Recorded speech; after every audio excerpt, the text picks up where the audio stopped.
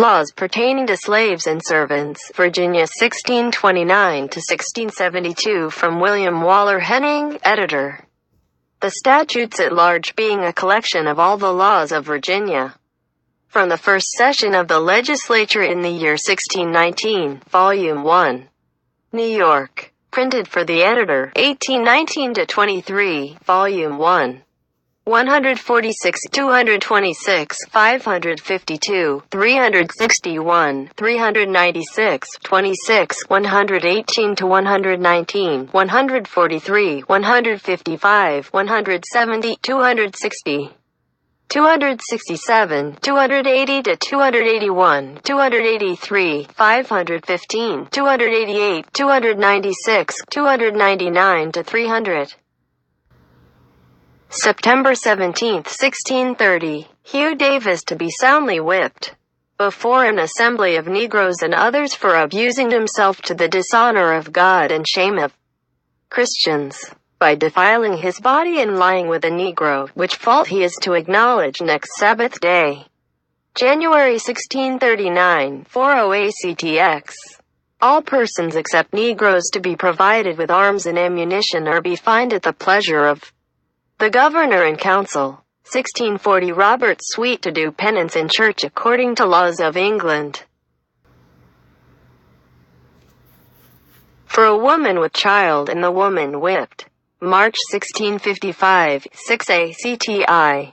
An induction to the acts concerning Indians. If the Indians bring in any children as their good and quiet intentions to an amity with us, then the parents of such children shall choose the persons to whom the care of such children shall be due, engage that we do not use them as slaves, but do their best to bring them up in Christianity, civility, and the knowledge of necessary trades, and on the report of which they are, and which they are doing, they are.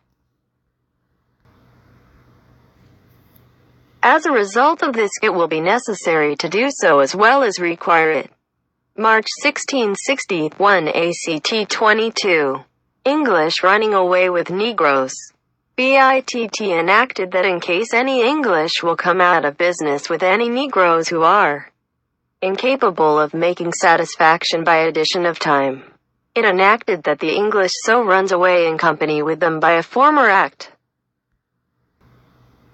March 1661 2 ACTCV.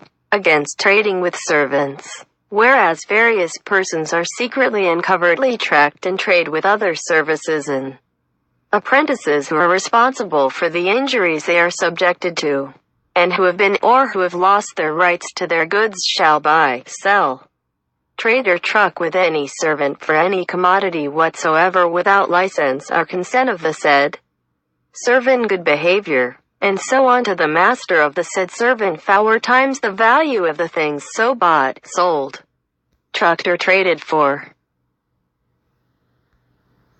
March 1661 2 ACTCXXXVIII. Concerning Indians. In addition, the Englishman, trader, or other shall bring in an arbitrary manner of assembly. March 1661 Halves METAPPIN a Powhatan Elizabeth Short by the King of Winoke Indians who had no power to sell another nation, he said. PIN a Powhatan Elizabeth Short by the King of Winoke Indians who had no power to sell another nation, he said.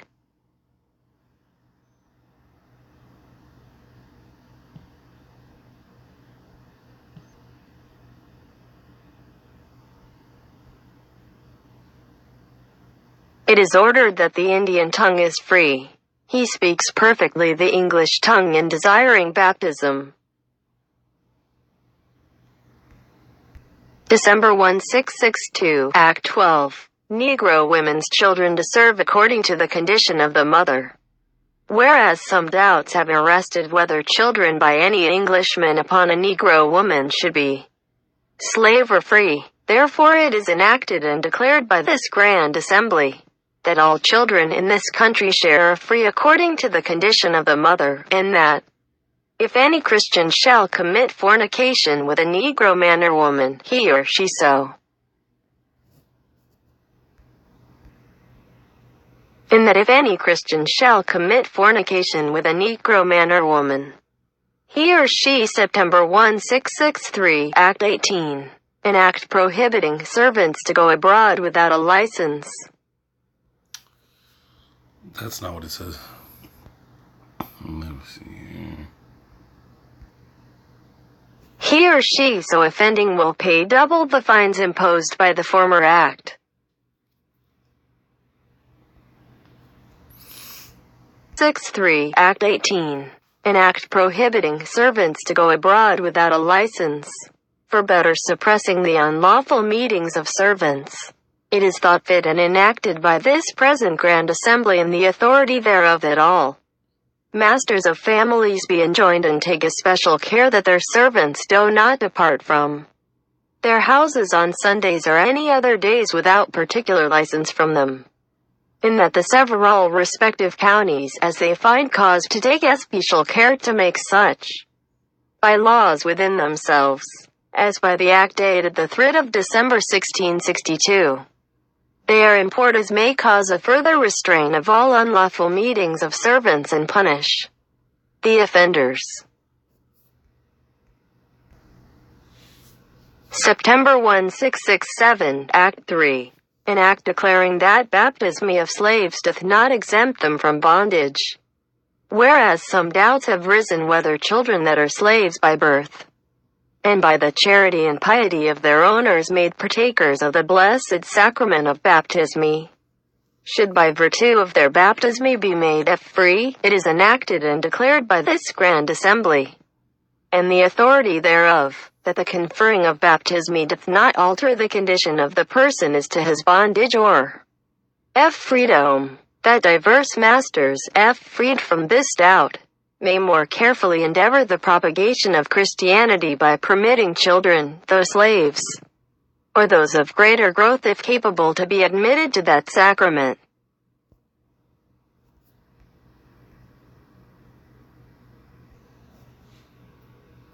October 1669, Act I, an act about the casual killing of slaves. Whereas the only law in force for the punishment of refractory servants resisting their master, mistress or overseer cannot be inflicted upon Negroes, nor the obstinacy of many of them by other than violent means suppressed, be it enacted and declared by this Grand Assembly. If any slave resist his master, or other by his master's order correcting him, and by the extremity of the correction should chance to die, that his death shall not be a committed felony, but the master, or that other person appointed by the master to punish him, be acquit from molestation, since it cannot be presumed that propensed malice, which alone makes mirth or felony, should induce any man. Does that not sound like your cops and all the killings that they commit? Where it says there that it talks about the part of any other man besides the master correcting as the overseer. That's like Moses and killing of the overseer of the Israelites with the that was there placed by the Pharaoh.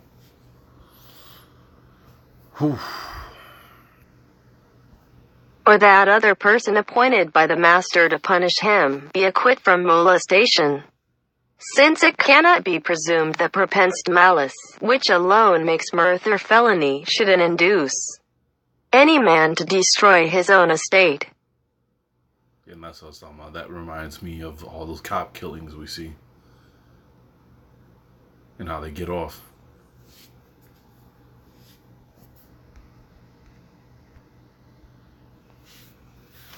October 1670, Act IV, no way, Negroes nor Indians to buy Christian servants. Whereas it hath been questioned whether Indians or Negroes manumitted, or otherwise free, could be capable of purchasing Christian servants, it is enacted that no way, Negro or Indian, though baptized and enjoined their own freedom, shall be capable of any such purchase of Christians, but yet not debarred from buying any of their own nation. Oh, you see that? You can't buy a Christian, but you could buy any other Negro, someone who's had their title stripped to them. So they're still property if they're a Negro. and an Indian, right? Who in my mind, I'm still thinking of somebody who's of his nationality, who's of his tribe. He's just hasn't lost it yet. When the Christian sees him, he says, "Oh, you're an Indian, right? And you're potentially going to become a Negro," in their eyes. They just haven't found a way to swindle you or steal you or kidnap you, you know, or rapture you. You know, remember what Lexwell taught us with the works of what is his name? It was Let Us Find the Truth. He showed us what the etymology of rapture was. It was to rape and to kidnap. Oh, come on. October 1670, Act 12. What time Indians to serve. Whereas some dispute have arisen whether Indians taken in war by any other nation, and by that nation that taketh them sold to the English are servants for life or term of years. It is resolved and enacted that all servants not being Christians imported into this colony by shipping shall be slaves for their lives. But what shall come by land shall serve, if boys or girls, until 30 years of age. Wow. If men or women 12 years and no longer. Yo, so and that was the purpose of them. Was it with the whole Northwood from 12 Years a Slave, from sending him down from up north down south through a ship, right? Because if you're sent down through a ship, you're a slave for the rest of your life. Wow. Wow. And that's that to me, that reminds me of Ancestry.com. Despite the fact that my sister and I have worked hard, my sister harder than I, because she's trying to pull teeth, it feels like, getting answers from our relatives, especially on our mom's side, on who we are. Our dad's side has been, she's had a lot, it's been a smoother path, because a lot of them kept the information. But on our mom's side, it's like, ugh. But yeah, and on our dad's side, she was able to establish. We went back, and I did one of those DNA tests, and we found other family members on Ancestry, so on and so forth, that confirmed it. Who we are and how we're related. But we traced our grandfather back to, just showing you, John Henry Cooper, one of the Choctaws, registered on the Choctaws rolls at birth. He wasn't he wasn't white, and he wasn't Negro. It said on there on the Choctaws rolls, it said he was Indian, right? So, we have his grandfathers, at least 3 of his grandfathers, that were also listed on there with their numbers, so on and so forth, and family members, brothers and sisters. And now my sister's found that on our dad's side, we have Creek, and she's found an aunt of ours that was supposed to be an Indian from Texas, but it doesn't say what she is. It just says Indian, like these, like all this keeps saying Indian, right? But yet they keep trying to claim Ancestry that I'm Nigerian, and that I was with the new setup they have, that I came from Nigeria to North America through Virginia. So therefore, if I didn't read this stuff and we didn't go over this stuff and I didn't know any better, I would think, hey, I was brought here, imported, and then they would be able to secretly say, okay, this act applies to you. This act applied to your ancestors. Creepy, right? Eesh.